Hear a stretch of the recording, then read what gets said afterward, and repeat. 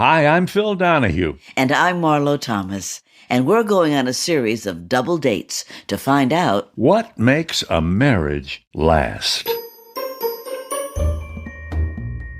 One of the couples we reached out to was Judge Judith Sheindlin, known to the world as Judge Judy. And her husband, Jerry Sheindlin. He's a former New York Supreme Court judge. That was a surprise. 2 judges in one marriage? What would that be like? Judy said, Jerry, go and take out the garbage. And I looked at her and I said, do you realize that you're speaking to a Supreme Court judge? And she looked at me and she said, put on your robe and take out the garbage. The other surprise was their house. Well, let's just say it was not what we expected. When we got there, we had to double-check the address. Wow, it was a palace, and she designed it. Patios. Do you do a lot of parties out here? We do. And you've also done 2 weddings here, right? We've done 2 weddings here. Excuse me. 3. We did 3 weddings here. 2 lasted. Judy brought out a big tray of snacks, quick to point out that she didn't make them herself. And then we settled down to talk. How old were you when you first fell in love with him? 32. I think I met him, I was 32. 32. What was it that you glommed onto right away? He had shiny shoes. I saw him in a bar, and I looked at him, and he had a cute face. I had just finished successfully trying a murder case as a defense attorney. Wow. And it was in the newspaper. So Mike Pearl from the New York Post, who was the crime reporter, was interviewing me. And she came walking into the bar, seeing me surrounded by these lawyers, one of whom was her boss, and came right up to me in the middle of the interview, put her finger in my face and said, and who is this? In the middle of the interview. Why did you do that? I thought he was adorable. She wanted to make an impression, which she did. And I said, lady, please get your finger out of my face. I'm in the middle of an interview. And she did. And we went out for dinner that night. And we saw each other every single night thereafter. So that's how to get to you, huh? And I'm telling you, put your finger on my face. Easy. I actually had to drag him to the altar. Yeah, I did. True. I did. He really had no intention of getting married. He had no intention of divorcing. He and his former wife were separated for about 3 or 4 years, but he had no intention of divorcing. It was a very good thing. He could go out. He could get laid. He could say, I can't get serious because I'm married. I said, after a year, I want to see the divorce in the paper, or don't call me anymore. No, well, one of the things you said was, I said to her, why do we need a paper from the government in order for us to be together? I mean, it's not necessary. Let's live together. She said, okay, you go ahead and ask my father if we could live together. Oh, wow. I said, I'm not going to do that. So she took out her calendar and she said, pick a date. So how did 2 judges not become very judgmental to each other? And who takes, and also you must be great at pleading your case. I am terrific at pleading my case. I'll bet. However, I'm constantly being overruled. But seriously, as a bad comedian would say, Yeah. we judge each other all the time. And I plead my case, and he pleads his case. Yes. That's what we do. That's what marriage is. Do you really? Of course. I use my logic to explain why I don't want to live in Connecticut anymore, or why I want to go to Sicily on a vacation. I mean, you have to talk your husband, your mate, into doing things. Into thinking that it's his idea. And also, when you're having an argument, each of you has to say, well, why this wasn't fair to this one or that one. I just think it's fascinating. We tend to do the right thing. And as soon as one of us gets to the point where we say, you know, that's right, then we're together. And if we can't get to that point, then we argue. Mm-hmm. And we argue until somebody gives up, and it's usually me. That's true, because you're usually wrong. There's a reason. The truth is, I'm a very linear thinker. Things are logical. If something doesn't make sense, whether it's an argument between us or in life, if something is inconsistent with my history from seeing people, from being a lawyer and a judge for 50 years, if something doesn't make sense to me, it's usually not true, or it's usually not right, or it's not going to end up well. Jerry is a linear thinker, but at the end of that thought process is what will make him happy. Mm-hmm. Yeah. And I have to linear think through, Jerry, that may make you happy, but it's not the right thing to do. And sometimes we don't get there, so then we just have a blowout. Are you ever wrong? Rarely. I remember once when she was 12 years old. She said she was wrong. Am I ever wrong? Oh, I'm sure. Not with him. That's funny. We have a big family, and there's lots to negotiate. So time, coordination, things, that's not something that I don't know if Phil is good at. But Jerry is really not good at that. Would that be a fair statement? I think so. Now tell me, Jerry. Yes. Judy has told us what she's, her part that she's good at, making the arrangements and stuff. Mm-hmm. So what's your job? My job is to make suggestions to her. Mm-hmm. And then she takes the suggestions and makes arrangements. And she does the appointments. So I see. I'm saying that lightheartedly, but my job is usually to go along with what she says. And she accepts your suggestions? No. I'd say, well, that's an idea. She says, that's a good idea. That's a glimmer of an idea. That's an embryo of an idea. Yeah, but it works. That's the thing. It works. It works. When you have a blow-up, which one is more likely to be the peacemaker? That has fluctuated over the years. I would say the first 20 or more years, I was the peacemaker because that's just the way it was. I think Jerry will acknowledge he was a difficult person for a while. In what way? He was difficult. More unreasonable. I wouldn't listen necessarily to what she was saying, and I would insist that what I was saying was correct and right, and it was the good thing to do. And as years went on, it just came to me that she has the better ideas most often. And I accept it. Wow. And I don't struggle with it. And that became more frequent as the marriage went on. As the marriage went on, that became more frequent. And so we got along better. I think Jerry brought more baggage to the marriage than I did. His family, his parents were more dysfunctional than mine. What happened to them was when they were born in Europe, if they didn't behave, they would beat the children. Oh my God. That's the way they did it in those years. That's hardly a surprise. Yeah, it's not a surprise at all. So when they came to this country, they thought the way to bring up children is to abuse them, to hurt them, to hit them, not understanding that that carries a terrible, terrible result with the child. Mm-hmm. It's hard to get over. I carried around a lot of garbage from the time that I was a kid. Well, like what couldn't you do? Well, it was hard to get close to another person without thinking that perhaps they're going to hurt you. Oh. Because that's the way you grew up. Right. So, you had to continually test to see if the person really loved you. Mm-hmm. Would you love me if I said this to you? Oh. Would you love me if I did this to you? So. What kind of a father does that make you? Did you hit your children? Never, ever laid a hand on them. Mm-hmm. I learned it from a negative point of view. Mm-hmm. A negative upbringing actually gave me a positive sense of how to bring up children. When I was 17, I joined the Navy. Oh, I don't blame you. During the war.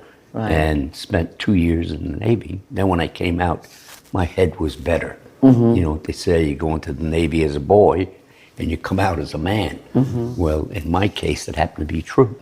And did you go to law school afterwards? Went to college afterward. Then you have a short relatively 12-year short-term marriage, which Jerry had, which produced 3 children, 3 terrific kids. And I think he had a lot of guilt with regard to leaving his wife and children. That was long before he met me. All of that was a lot of baggage to come to a new relationship with. And let me put it to you this way, honestly, because you want honesty in your chapter, correct? I'd like I'm not it. so You sure would I like want it? honesty. You would like it? I am a girl who always needs a project. With Jerry, I knew I was getting a project. I knew it wasn't going to be an easy. So the first 20 years, I was really trying to make up for all of this. You had a miserable childhood, and you feel guilty about leaving your kids. There was lots of turmoil that he probably couldn't pinpoint in his brain, but he knew it was not making him feel content, and it was my job, I felt, during that time, to make it better. Well, then what happened was that my father died, and my father was my champion. I had one of those. Right. I know you did. And when you lose that, you say, all right, somebody has to take care of me. I've been taking care of you for 20 years, now you take care of me. This is what I need. And if you can't do that, we just can't be together. And he was totally unaccustomed. It's too amorphic. You can't say, take care of me.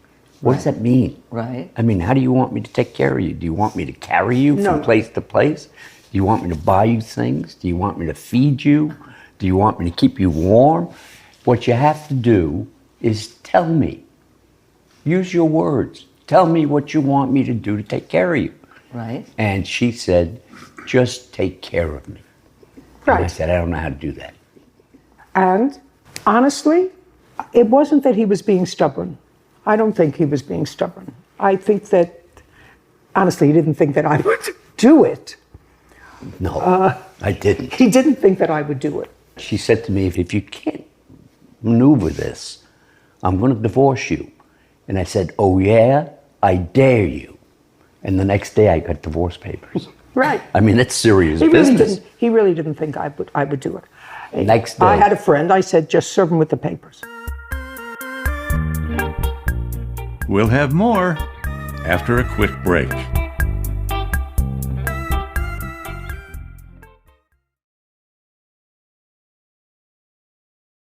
We're back with Judge Judy and Jerry Sheindlin. When we left off, they were remembering a tough time in 1990 when, Judy actually followed through with her threat. They got divorced. I missed her presence the first week that we were separated. Because we didn't see each other for the first time in years. Every single day. I was in the Supreme Court. Judy was in the family court. We'd always be together after court. Always. And this was a strange experience for me, not seeing Judy. Were you in the same building? Same building. We were in the same building. So there came a point where I called her on the phone. I said, what are you doing? You want to go to dinner? And she would say yes, which surprised me. But we went to dinner. Meanwhile, the papers were all signed. Did you need to get to the point to give her what she wanted?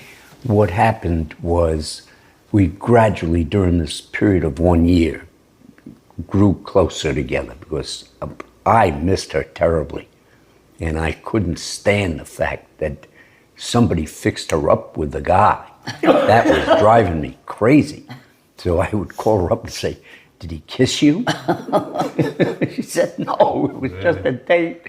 Well, that's... And she said it didn't even work well because we went to this restaurant and the waiter came over and he said, I'll have the roast beef and the potatoes and the French fries. I'd like a big glass of Cabernet. And she said to the waiter, that's what he wants. What he's going to have is... And so this guy never saw her again. That was it. That was it.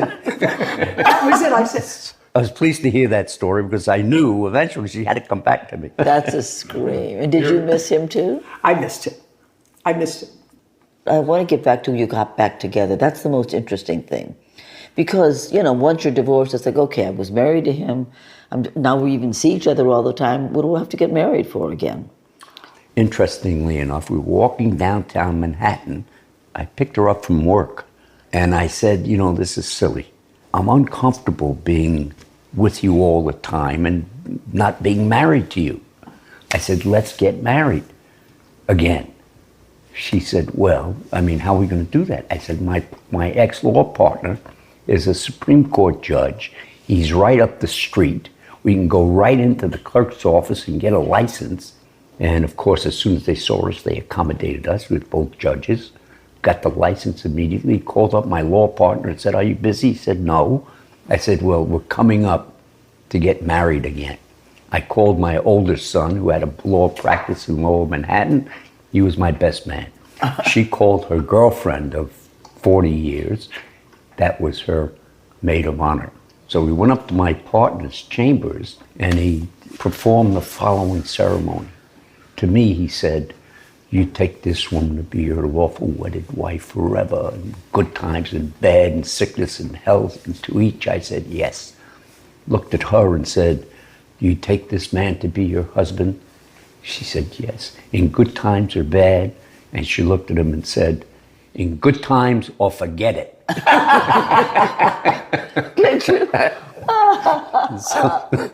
Herbie said, this is a real tearjerker. Oh, that's funny. She cracks a joke about it, but I think it's romantic that they got remarried. They also came back to each other, already knowing what makes the other one tick. Do you know the triggers that each other has? Like, you know the thing that will set them up? And Absolutely. So you know what they are. So Yes. So what do? Do you like purposely? You avoid them. Yeah. Or No, you I purposely avoid them. push them. I avoid them. He sometimes Or I might tests. Yeah. He sometimes he still tests. That's interesting. No, but really, you try to change, but you Yeah. can't change. There's some things that are There's- just damaged. That's the way you put it. It's just damaged, and you can't repair it. Being damaged, causing the testing of my devotion to him. And it used to happen very often, and it happens less frequently as we get old. You know, you asked about, I think that we change in what our needs are. For instance, you were working in Chicago. You got married in 1980, Yes. right? Yes. But your show was still in Chicago in 1980. Yes. Your show was in Chicago for another 4 years. Yes. To the last kid. I was do out my of- homework too. No, till the Yeah. last kid was out of high school. That was our deal. Okay, but that's different, and I'm sure that that was difficult, and I'm sure that there were accommodations that had to be made, and Yes. squabbles that had to be made, and That's why So- I'm so interested in accommodation, because I think a marriage cannot be successful and be strong if one person says it has to be this and it has to be that. When we decided to get married, and I had said I'm not living in Winnetka, and he said I can't live in LA, so we made New York home because it was closer to Chicago, and he said I just have got to get my boys through high school. I got it. I didn't want to be taken out of my freshman year or sophomore year in high school. Right. They had to so finish. where did you live? I moved from LA to New York, but the point is that we made a life that neither of us ever lived here. Now we have a New York apartment. None of this was in Chicago or LA. We just Right. made a new life. Right. And I really appreciate that about how we handled it. He was willing to move his show, but not willing to hurt his children. And I was not willing to hurt his children. So we made a path for ourselves. And the kids came too, and we had 4 bedrooms, and then they grew up. And then they come occasionally. Yeah, and they come now occasionally, exactly. But if people don't accommodate each other, if you don't give up certain things or round off certain things, or just downright change something, two people aren't alike. They're not the same exactly. person. I am so not like him, and he is so not like me. It's true, we really are different. But the important thing is we figured out that that's okay. Yeah, we fought a lot at first, but it just takes time. Every young couple goes through it. Young people aren't getting married anymore. Nobody's getting married when they're 22 No. or 24 or 26 or 28. They start thinking about it when they're 30. They hardly get out of your house before they're 30. That's just this generation. Healthier than our generation. Yeah. I mean, if a daughter wasn't married by the time she was 24 in the Catholic world, you know, your mother went to church. Yes. Many of those marriages did not survive. Women, I think, more than men, when they enter into a relationship, think that whatever behavior is annoying to them, they will be able to modify and change. In the other person. In the other person. And if you marry somebody thinking that you're going to change them, which I did, mea culpa. Don't try to teach a pig to sing. It doesn't work, and it annoys the pig. But what about the fact that he did change? He didn't change. He learned to use a calendar better. He learned to write down October 21st, Judy's birthday. Right. What is difficult about living with you? Nothing. That's the difficulty. That's the difficulty. Because you must have had to change something in you to be able to accommodate another person. Everybody does. I did. I used to sweat the small stuff. I had to give it up. During that year that we weren't together, I did a little growing myself. It was a realization that we were better as a couple than we were separately. You have to have that feeling that is intangible. My father said to me that he saw my mother at a dance at the Jewish Center for the first time when she was 18, and he was with his best friend. From the first minute he looked at her, he saw her, and he said, I gotta have it. See, I saw him, and I said, I have to have that, like forever. Right. Whatever it is, I'm going to make this work. And he evidently the same thing. You evidently the same thing. Chicago, New York, I'm going to accommodate it because, and there are a lot of girls in Chicago. But you saw this one, this girl, and you really had to have this girl. So whatever it had to be in your life, that's what you did. That you can't identify it. Because the truth of the matter is, no matter how you slice it, and no matter how many words you use, it all is irrelevant unless when you touch your mate, there's a special feeling. When you speak to her, there's a special feeling. When you hug her, there's a special feeling. I think the foundation of a good marriage, ones that last, is a deep love and a devotion to your mate. If you look at your mate and you love her, as we do, then it all works. No matter the little irritations, they fall into place. But you can't replace the touch, the kiss, making love. And the main thing is that she has a tremendous ability to make me laugh. And there you have it. What makes the marriage of Judge Judy and Jerry Sheindlin last? This has been so much fun. And you are the nicest man that ever lived. Well, that's the problem with this interview. That is the problem with this interview. Somebody said something nice to me and she can't take it. Until next time, I'm Phil Donahue.